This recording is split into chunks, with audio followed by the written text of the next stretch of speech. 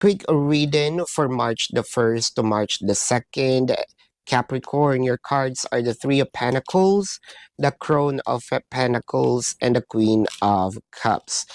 So, marami ditong bagay na siguro nung una medyo sinasakyan lang ni person, may mga bagay siguro na hindi niya masyadong ipinapahalata, no, yun na ito yung feelings niya, baka kasi unsure siya dati.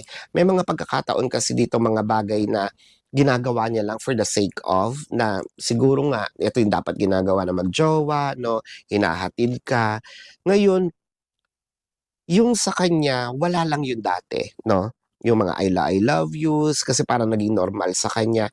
Ngayon, parang sandali, may meaning na, no? Parang nagiging, yung, yung, yung, yung mga walang halaga sa kanya, ngayon nagkakaroon na ng, ito pala yung tamang feelings. Ito pala yung totoong feeling ng in love. At sa'yo niya lang iyon naranasan. So it felt like, parang nabago mo siya in a way, nabago mo yung pagtingin niya sa relationship.